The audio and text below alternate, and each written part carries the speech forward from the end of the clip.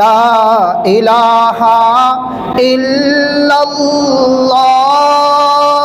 লা ইলাহা ইল্লাল্লাহ লা ইলাহা ইল্লাল্লাহ লা ইলাহা ইল্লাল্লাহ।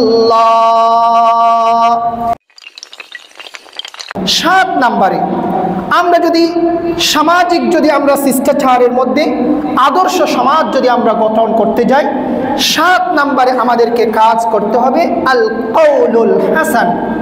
আরবিতে বলে, বাংলাতে বলে সুন্দর ও নরমভাবে কথা বলা।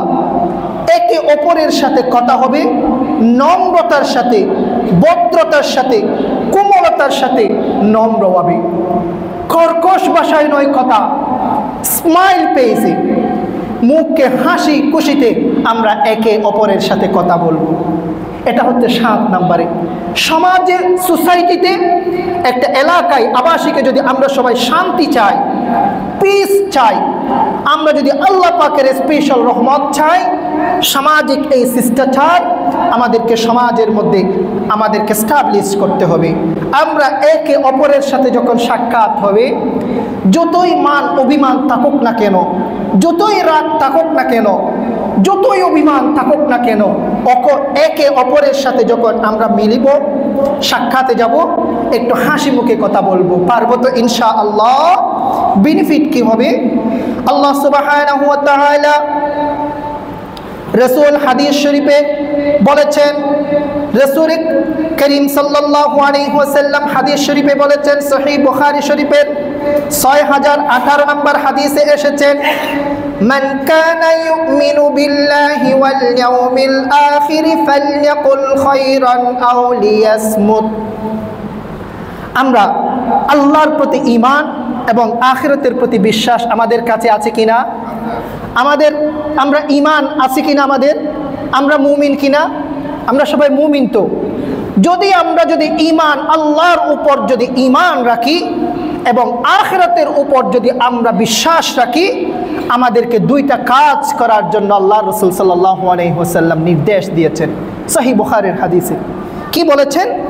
মান কানা ইউমিনু বিল্লাহি ওয়াল ইয়াউমিল আখির, যদি আপনি আল্লাহর উপর ঈমান রাখেন এবং ওয়াল ইয়াউমিল আখিরি, এবং পরকালের প্রতি যদি আপনার বিশ্বাস রাখেন, this is the one of the parts of ঈমান। দুটোটা হচ্ছে কি ঈমানের অঙ্গ প্রত্যঙ্গের একটা গুরুত্বপূর্ণ অঙ্গ। এই 2টা ঈমান যদি আমরা রাখি, তাহলে আপনারা 2টা কাজ আপনাদেরকে করতে হবে। কি? ফালইয়াকুল খায়রা, ভালো কথা বলেন, উত্তম কথা বলেন, কল্যাণকর কথা আপনাদেরকে বলতে হবে। তাহলে কি বলেছেন?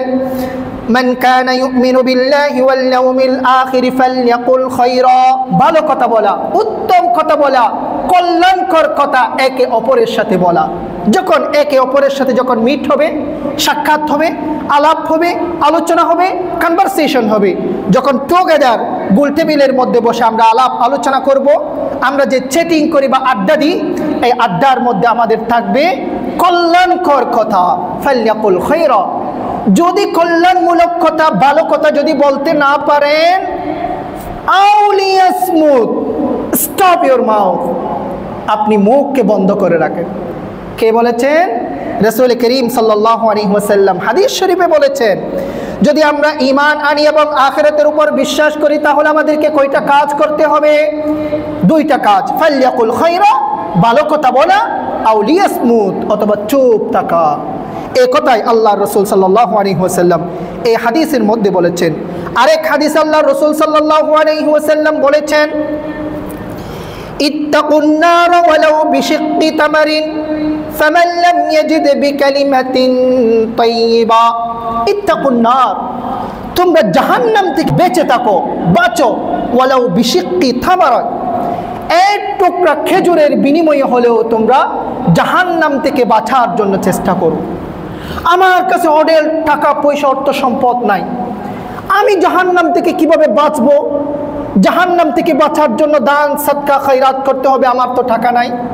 আল্লাহ রাসূল সাল্লাল্লাহু আলাইহি ওয়াসাল্লাম এই হাদিসে বলেছেন, ওয়ালাউ বিশিক্কি তামারা, আপনার কাছে যদি একটা খেজুর থাকে, এই একটা খেজুর থেকে এক টুকরো খেজুর আপনি অনাথ, অসহায়, গরিব, দরিদ্র, মিসকিনের হাতে তুলে দেন, এর মাধ্যমে হলেও আপনি জাহান্নাম থেকে বাঁচার জন্য চেষ্টা করেন। শিক্ষা দিয়েছেন কে? আমার আপনার রসুল, রসুল্লাহ সাল্লাল্লাহু আলাইহি ওয়াসাল্লাম। এরপরে যদি এক টুকরো খেজুরের টুকরাও যদি না থাকে তাহলে কি করবেন? ফামান লাম ইয়াজিদ, যদি এক টুকরা খেজুরও যদি আপনাদের হাতে যদি না থাকে, ফাবিকালিমাতিন তাইয়্যিবা, ভালো কথা, সুন্দর কথা, স্মাইল পেয়েছে, সুন্দর হাসি মুখে আরেক ভাইয়ের সাথে আপনি কথা বলেন, সুবহানাল্লাহ, এটা আপনার জন্য একটা সাদাকা।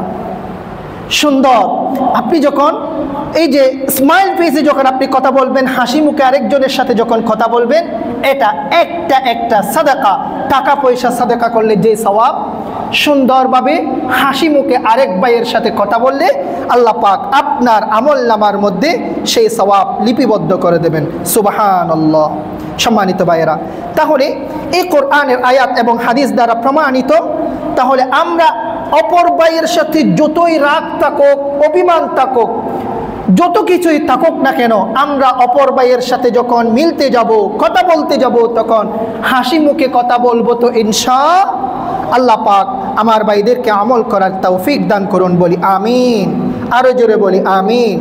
সম্মানিত ভাইয়েরা, তাহলে আমরা যদি একটা আদর্শবান সমাজ, শান্তিপূর্ণ সমাজ যদি আমরা প্রতিষ্ঠা করতে যাই, 8 নম্বরে আমাদেরকে কাজ করতে হবে বিররুল ওয়ালিদাইন। 8 নম্বরে আমাদেরকে এস্টাবলিশ করতে হবে, আমল করতে হবে বিররুল ওয়ালিদাইন, অর্থাৎ পিতা মাতার প্রতি সদাচরণ করা, সৎ ব্যবহার করা। আমাদের যারা পিতা মাতা দুনিয়াতে জীবিত আছে তাদের সাথে আমাদেরকে সদাচরণ করতে হবে, সৎ ব্যবহার করতে হবে, গুড বিহেভ করতে হবে, তাদের সাথে ভালো আচরণ আমাদেরকে করতে হবে। আল্লাহ সুবহানাহু ওয়া তাআলা পবিত্র কোরআনের সূরা বনী ইসরাঈলের 23 নম্বর আয়াতে বলেছেন, ওয়া ক্বাদা রাব্বুকা আল্লা তা'বুদু ইল্লা ইয়্যাহু ওয়া বিল ওয়ালিদাইনি ইহসানা। আপনার রবের পক্ষ থেকে সিদ্ধান্ত, চূড়ান্ত সিদ্ধান্ত, আল্লা তা'বুদু ইল্লা ইয়্যা, আল্লাহর সাথে কাউকে শরীক করা যাবে না। এটা আল্লাহর কাছ থেকে চূড়ান্ত সিদ্ধান্ত। আল্লাহ ছাড়া আর কোনো ইলাহ আছে নাই। আমাদের হায়াতের মালিক কে? আমাদের মৌতের মালিক কে? আমাদের সুস্থতার মালিক কে? আমাদের ইজ্জতের মালিক কে? আমাদের সম্মানের মালিক কে? আল্লাহ সুবহানাহু ওয়া তাআলা। বলি লা ইলাহা ইল্লাল্লাহ, লা ইলাহা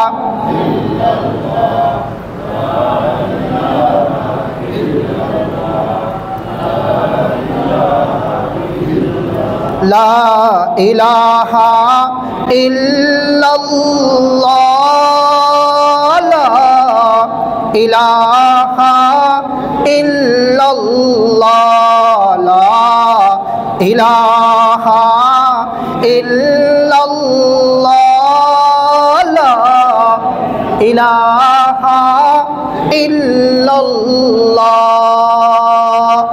এই যে আল্লাহ ছাড়া কোনো ইলাহ নাই, মাবুদ নাই, পরওয়ারদিগার নাই, আর কোনো স্রষ্টা নাই, অন্তর থেকে, কলব থেকে, হৃদয়ের অন্তরের অন্তঃস্থল থেকে এটা স্বীকৃতি দিতে হবে। এটা 1 নাম্বার। এরপরে এটার সাথে সাথে আল্লাহ পাক আপনাদের জন্য ফরজ করেছেন ওয়াবিল ওয়ালিদাইনি ইহসানা, পিতা মাতার প্রতি সদাচরণ, সৎ ব্যবহার, ভালো আচরণ আপনাদেরকে করতে হবে। এটা ফরজ করেছেন কে?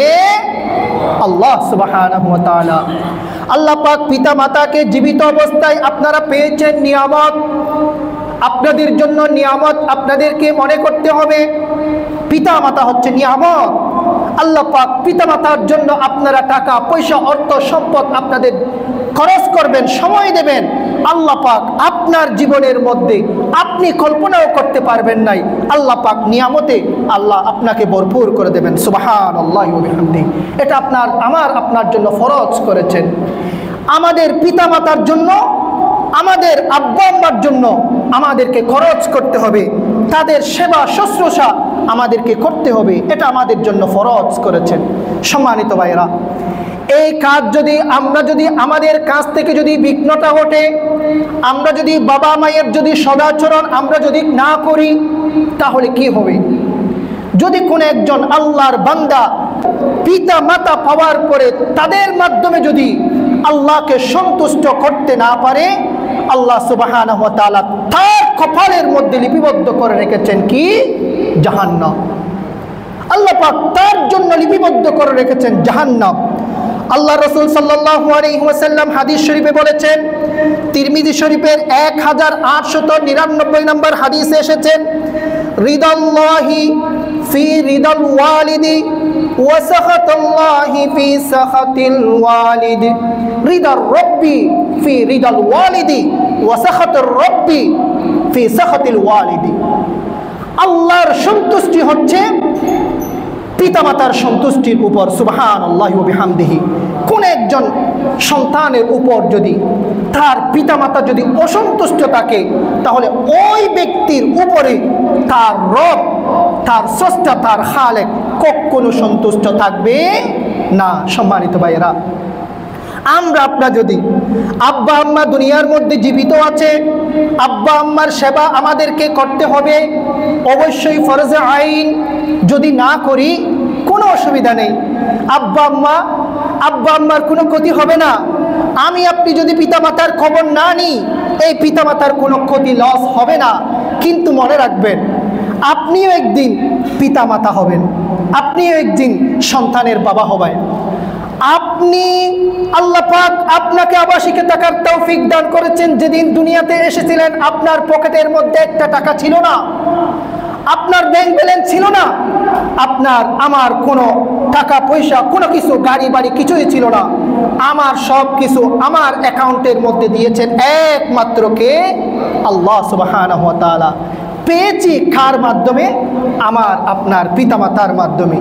সেই পিতামাতাকে যদি আমরা বলে যাই, সেই পিতামাতার যদি নিঃশ্বাস আমাদের উপর যদি বদদুআ থাকে, তাহলে মনে রাখবেন, একবার জন্য মনে রাখবেন খতিব সাহেবের কথা, আপনারাও একদিন পিতামাতা হব কিনা?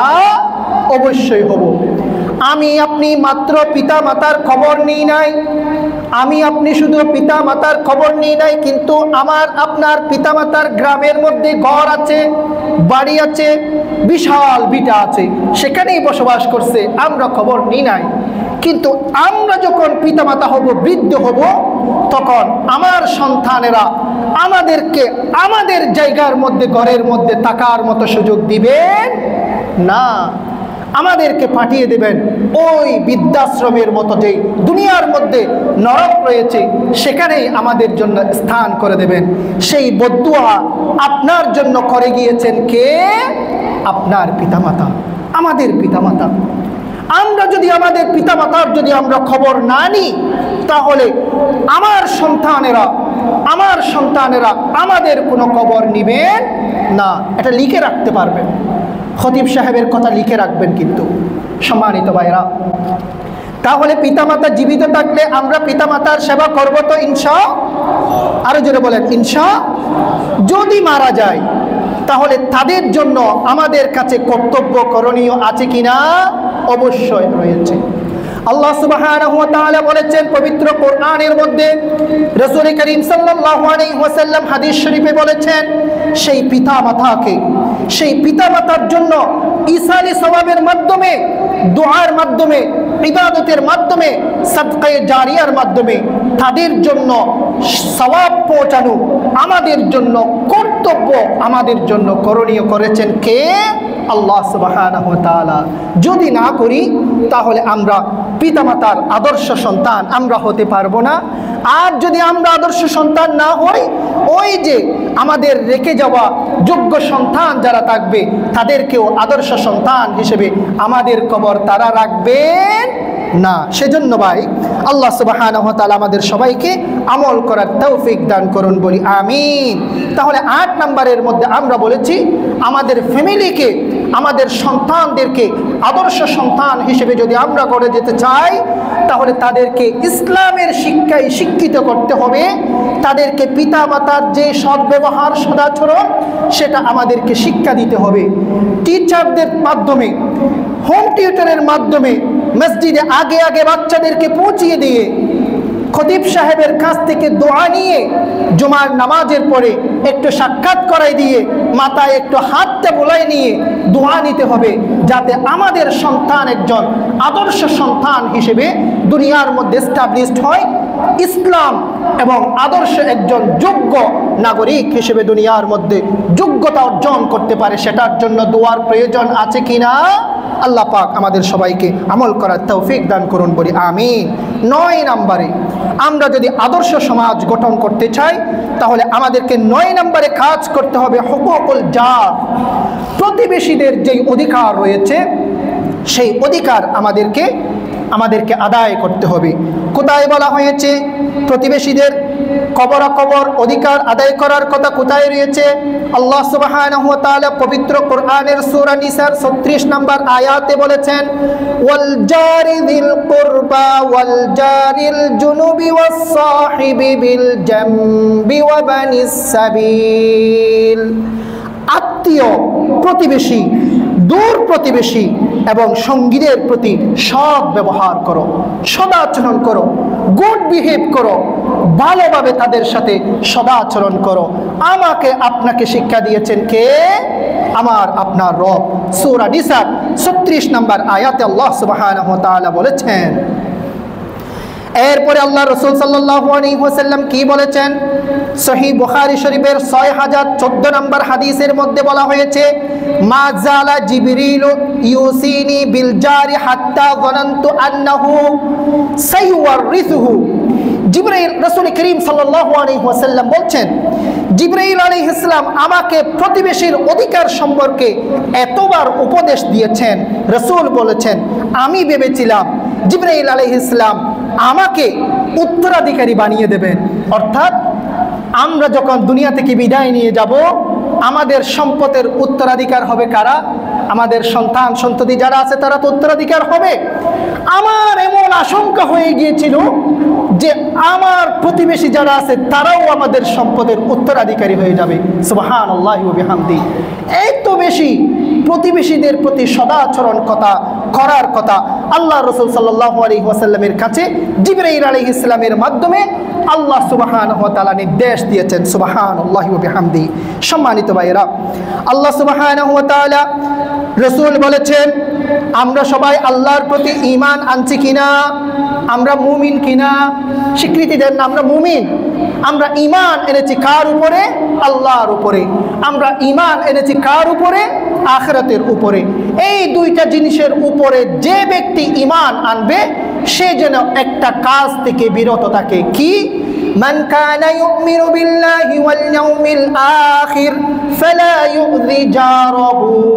যে ব্যক্তি আল্লাহর প্রতি ঈমান আনবে এবং আখিরাতের উপরে বিশ্বাস করবে, সে যেন তার প্রতিবেশীকে কষ্ট না দেয়।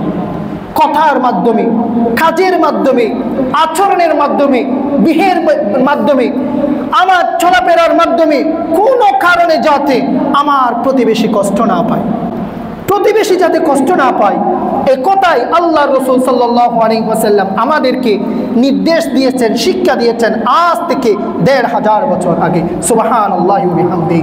সম্মানিত ভাইয়েরা, আমরা আমল করতে পারবো তো ইনশাআল্লাহ? প্রতিবেশী কষ্ট পায়। এই যে আমাদের বাসা, আমি 10 তলার মধ্যে ভাড়া থাকি, ঠিক আছে? নিচ তলার মধ্যে 2 তলার মধ্যে একজনও থাকে। আমি যে 10 তলা থেকে জানালার ফাঁক দিয়ে, আমি যে একটা কিচেনের ফাঁকা জানালা দিয়ে একটা জিনিস ফেলে দিলাম, 2 তলার কিচেনে এসে সেটা পড়লো, অথবা 2 তলার এই যে বেডরুমে এসে সেটা পড়লো। ওই 2 তলার যে ভাড়াটি আছে, জমিদার আছে, ওই ব্যক্তি কষ্ট পেয়েছে কিনা? কষ্ট পেয়েছে। আল্লাহ রাসূল সাল্লাল্লাহু আলাইহি ওয়াসাল্লাম নিষেধ করেছেন, মান কানা ইউমিনু বিল্লাহি ওয়াল ইয়াউমিল আখির, যে ব্যক্তি আল্লাহর প্রতি ঈমান আনবে, আখিরাতের উপর ঈমান আনবে, ফালা ইউযি জারাহু। এতটুকু ছোট্ট একটা আমলের মাধ্যমে, কাজের মাধ্যমেও আরেক ভাইকে কষ্ট দেওয়া যাবে না।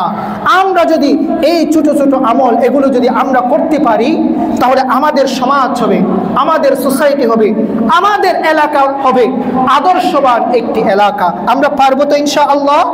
আমরা পারবো তো ইনশাআল্লাহ? 10 নম্বরের মধ্যে আল্লাহ রাসূল সাল্লাল্লাহু আলাইহি ওয়াসাল্লাম বলেছেন as-sidqu ওয়াল আমানা। as-sidqu ওয়াল আমানা, আদর্শ সমাজ যদি আমরা মানুষকে উপহার দিতে চাই, রাসূল করিম সাল্লাল্লাহু আলাইহি ওয়াসাল্লামের লাইফ থেকে, কোরআন থেকে আমরা প্রেসক্রিপশন নেব। 10 নম্বরের মধ্যে আমাদেরকে কাজ করতে হবে as-sidqu ওয়াল আমানা, সততা এবং আমানতদারিতা আমাদের কাছে এস্টাবলিশ করতে হবে। সততা, আমি একজন সৎ অনেস্ট মানুষ হিসেবে, সৎ লোক হিসেবে আমি এলাকার মধ্যে থাকব, বসবাস করব। অসৎ উপায়ের সাথে আমার কোনো সম্পর্ক থাকবে না, 1 নাম্বার। আরেকটা হচ্ছে কি ওয়াল আমানা, আমানতদারিতা আমার কাছে থাকতে হবে। আমি আমানতের খিয়ানত আমি করব না। এই দুইটা আমরা করব। কোথায় বলা হয়েছে? আল্লাহ সুবহানাহু ওয়া তাআলা সূরা নিসার 58 নম্বর আয়াতে বলেছেন, আল্লাহ সুবহানাহু ওয়া তাআলা বলেছেন ইন্নাল্লাহা ইয়া'মুরুকুম আন তুআদ্দুল আমানাতি ইলা আহলিহা। আল্লাহ তোমাদের আদেশ দিয়েছেন, আদেশ দেন আমানত তাদের ফিরিয়ে দিন। কোন একজন ব্যক্তি যদি আমানত রেখেছে, যেভাবেই আমানত রেখেছে সেভাবেই সেই আমানত আপনি যে রেখেছেন তার কাছে ফেরত দিন। আমানতের খিয়ানত করা যাবে না, এটা আল্লাহ সুবহানাহু ওয়া তাআলা আমাদেরকে নির্দেশ দিয়েছেন। এরপর হাদিস শরীফে এসেছে, রাসূল করিম সাল্লাল্লাহু আলাইহি ওয়াসাল্লাম হাদিসে বলেছেন, সহিহ বুখারীর 33 নম্বর হাদিস, সহিহ মুসলিমের 59 নম্বর হাদিসে এসেছে, আয়াতুল মুনাফিকি সালাস। মুনাফিক হচ্ছে, আপনি যদি 3টা যদি ক্যারেক্টারিস্টিক যদি আপনি দেখেন, নিদর্শন যদি একজন মানুষের কাছে যদি আপনি দেখেন, তাহলে ওই ব্যক্তি হচ্ছে মুনাফিক। কি কি? 1 নাম্বার, ইযা হাদ্দাসা কাযাবা, যখন কথা বলবে মিথ্যা বলবে, যখন কথা বলে মিথ্যা বলে, অসৎ ঘটে নাই এরকম একটা উদ্ভট একটা কথা আপনাকে বলে দেবে, আচমকা কথা বলতে যাবে মিথ্যা কথা বলবে, 1 নাম্বার। 2 নাম্বার, ওয়া ইযা ওয়া'আদা আখলাফা, ওয়াদা করেছে, প্রমিস করেছে, এই ওয়াদাকে খেলাফ করবে, প্রমিস ব্রেক করবে, ওয়াদা করেছে ভঙ্গন করেছে, 2 নাম্বার। 3 নাম্বার, ওয়া ইযা তুমিনা খানা, যদি কোন একজন ব্যক্তির কাছে যদি আমানত রাখা হয়, সেই আমানতকে খিয়ানত করেছেন, তার আমানত তাকে যথাযথভাবে পাঠাই দেয়নি, পৌঁছাই দেয়নি। এই 3টা যদি কারো কাছে যদি নিদর্শন থাকে, কারো কাছে যদি এই 3টা খাসলত থাকে, ওই ব্যক্তি হচ্ছে মুনাফিক। আল্লাহ রাসূল সাল্লাল্লাহু আলাইহি ওয়াসাল্লাম বলেছেন। তাহলে আমাদেরকে 10 নম্বরের মধ্যে আমরা পেয়েছি সৎ এবং আমানতদারিতা আমাদের মধ্যে থাকতে হবে। সম্মানিত ভাইয়েরা, তাহলে আজকের আলোচনা আবারও আমি সার সংক্ষেপ আপনাদেরকে বলে দিচ্ছি।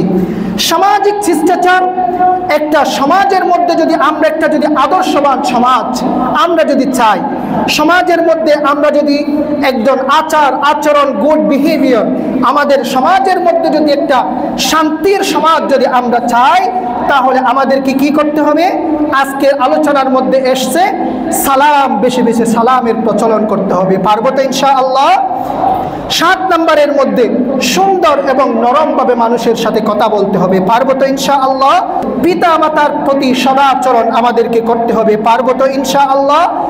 9 নম্বরের মধ্যে এসেছে প্রতিবেশীদের সাথে আমাদেরকে সদাচরণ করতে হবে। পারবো তো ইনশাআল্লাহ?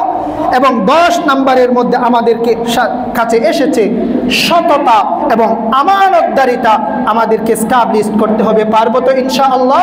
আল্লাহ সুবহানাহু ওয়া তাআলা আমাদের সবাইকে আমল করার তৌফিক দান করুন, বলি আমিন।